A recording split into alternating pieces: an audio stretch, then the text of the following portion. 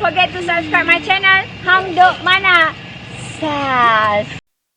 Assalamualaikum, selamat datang lagi ke channel Hang Duk Mana. Mari kita dengar ucapan Muhammad Sabu, ceramah perpaduan di Simpan Jeram yang mendedahkan perangai sebenar Haji Adi. Okey, mari kita dengar ucapan Muhammad Sabu. Di akhirnya kita komen macam biasa. Kita harap persahabatan kita akan kekal hingga akhir hayat, insyaAllah. Hadirin sekalian, kita manusia ada lemah, ada kekuatan. Kadang-kadang iman kita ini turun naik. Walau bagaimanapun kita kekal.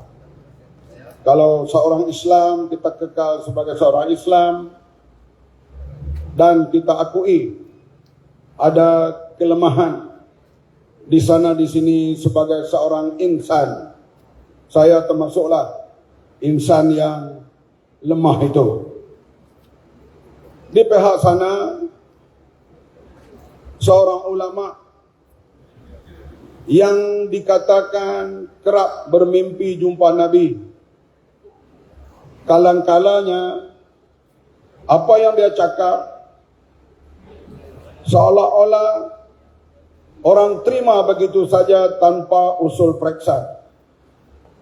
Sekarang mereka nak masuk Johor, pintunya muar.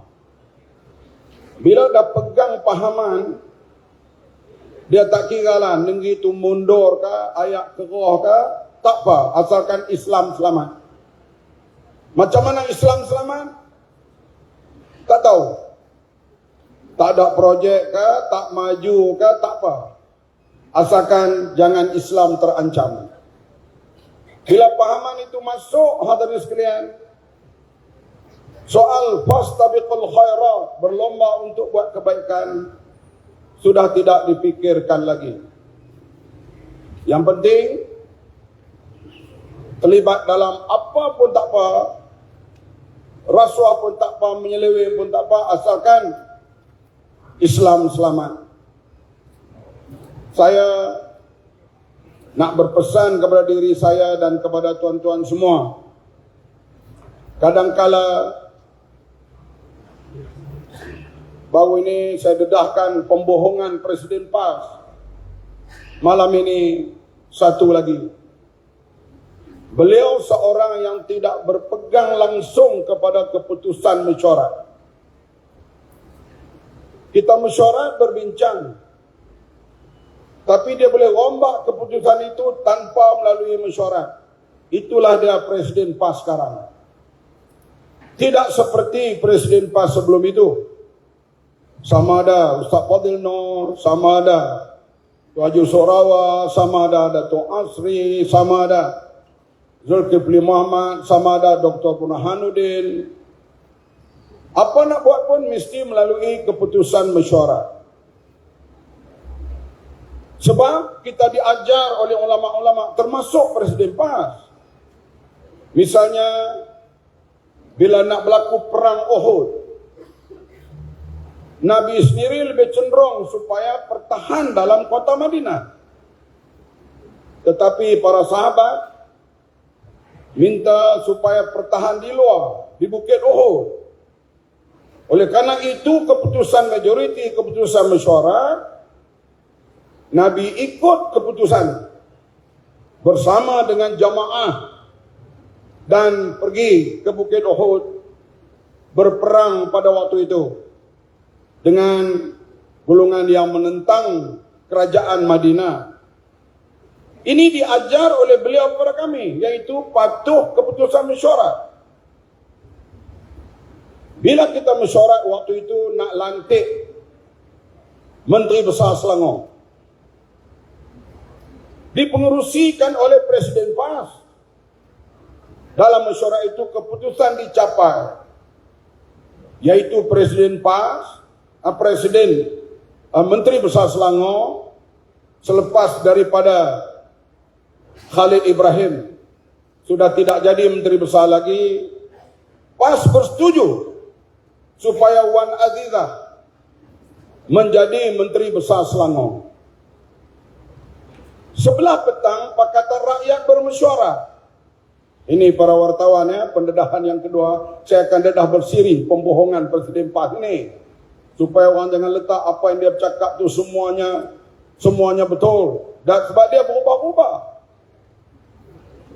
Mesyuarat petang itu, mesyuarat Pakatan Rakyat di Subang Jaya.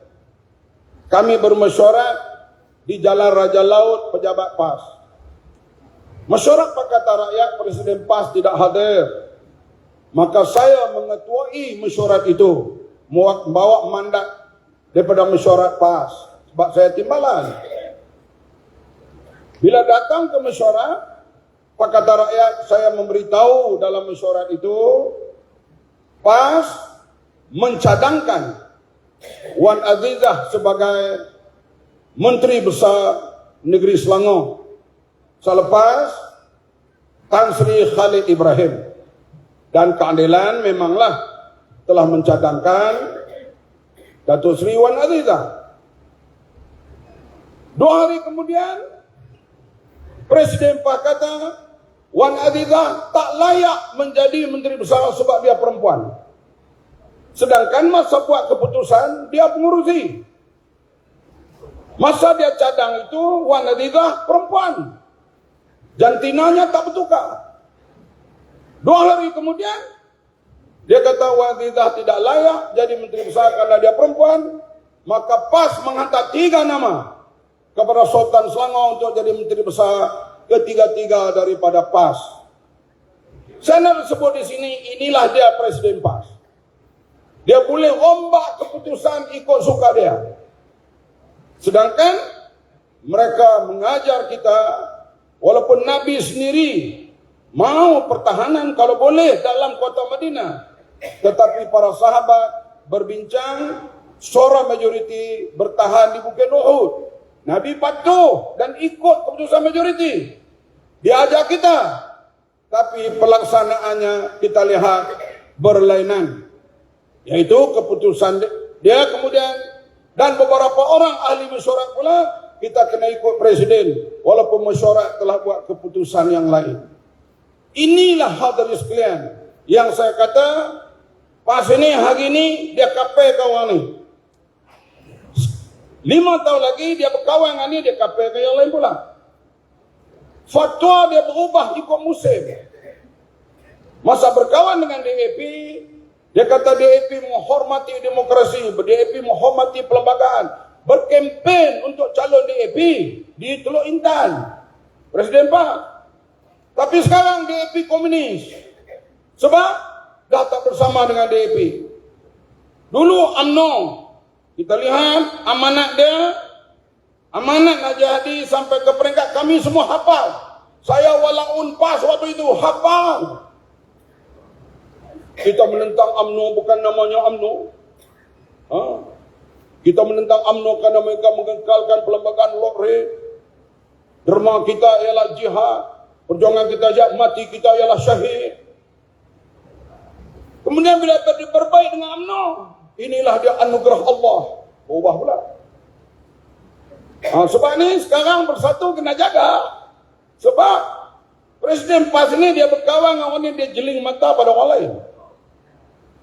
Masa kami memerintah Pakatan Harapan, beberapa kali dia jumpa Tun Mahathir kita. Apa dia bincang?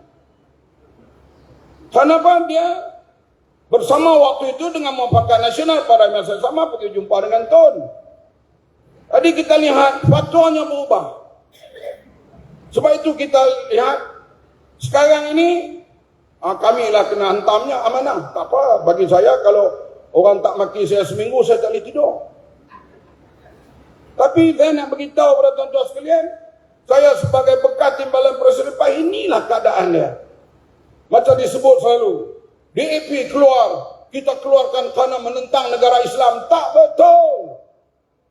PAS yang gugur negara Islam nak berkawan dengan DAP. Kita tukar negara Islam kepada negara kebajikan, kepada negara welfare state. Itulah kita kerjasama menjelang pilihan 2013.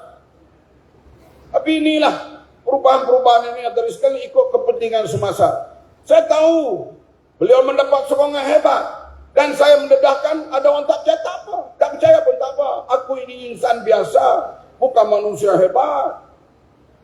Kita boleh pergi dan datang.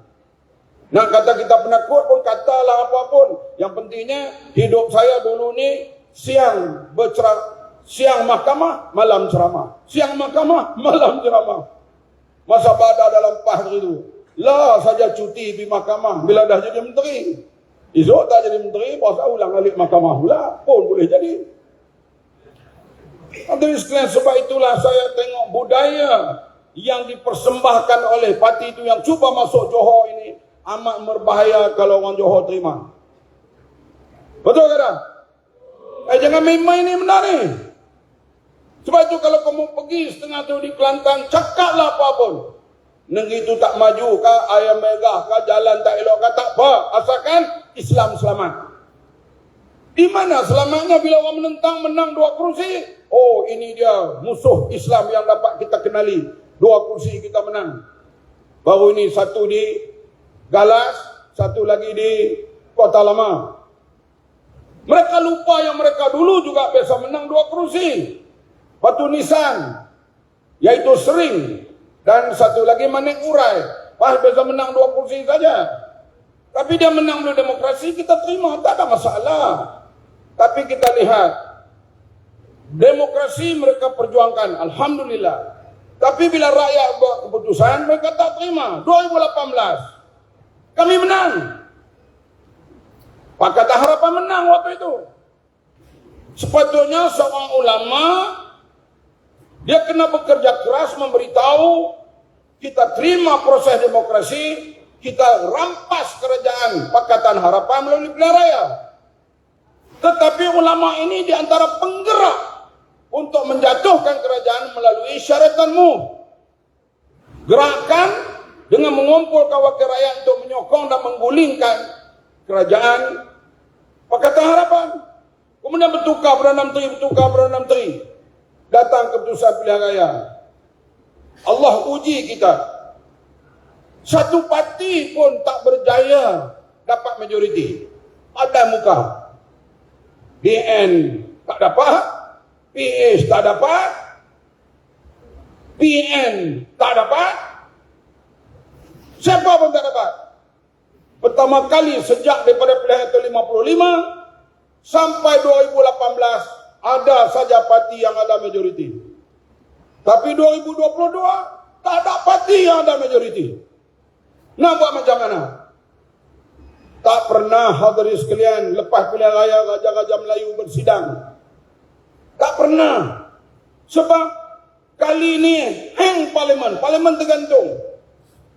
Dengan kaum kita, dengan keadaan agama, dengan keadaan pahaman takfiri yang melanda, kita bimbang negeri ini. Boleh jadi perkara yang tidak baik kalau tak ada kerajaan. Disitulah datang cadangan bentuk kerajaan perpaduan. Ya, kita akui. Kita bermusuh dengan UMNO begitu lama. Ya. Kita tak pernah kata kita dulu tak bermusuh. Musuh politik. Kalau jumpa tepi jalan, saya tak tumbuk amat masalah. Saya salam. Kalau dia belanja kopi, saya minum. Cuma musuh politik. Tiba-tiba terus kami tak cukup ini. Siapa yang nak tubuh? Anwar Ibrahim. Siapa yang nak lagi? BN. Gaya Midi. Yang belah sana tak mau. Maka kita bentuklah. Kita bentuk kerajaan ini antara sekalian. Mereka ada juga main sini kata dulu Bang Mat kata macam-macam. Ke belah sana memanglah musuh. Kalau saya ceramah sekarang ni antara sekalian, kita puji musuh politik, kita pelik lah. Tapi kita musuh politik, kita tak meletakkan. Saya menginsafilah dulu ni saya sendiri kalau kata UMNO sembelih, saya tak makan. Melukai. Kenapa? Saya diajar oleh ulama ni. Saya bukan reti mendalam hal agama. Mereka kata tak boleh. Tak boleh lah. Sembahyang belakang tu Imam UMNO. Tak boleh. Tak boleh lah. Saya pegang. Upah-upahnya mereka tipu aku. Bila main dengan UMNO ni Muafakat Nasional, India je peluk. Kami kena tipu berpuluh tahun. Okey, tuan-tuan, komen saya lah untuk simpan jeram ni. Kita minta simpan jeram dengan Pulai ni. Kita minta penyokong-penyokong Pakatan Harapan, penyokong Barisan menyokong kerajaan perpaduan, calon kerajaan perpaduan ni. Terutama penyokong-penyokong BN lah. Harap tak adalah sebelum masa PRN baru ni, 50% penyokong Barisan Nasional telah menyokong PN. Kita harap kali ni tak adalah tak adalah yang swing terlalu banyak kepada PN ni. Harap penyokong BN ni menyokong calon kerajaan perpaduan. Okey, tuan-tuan, jumpa lagi. Terus menyokong kerajaan perpaduan. Assalamualaikum.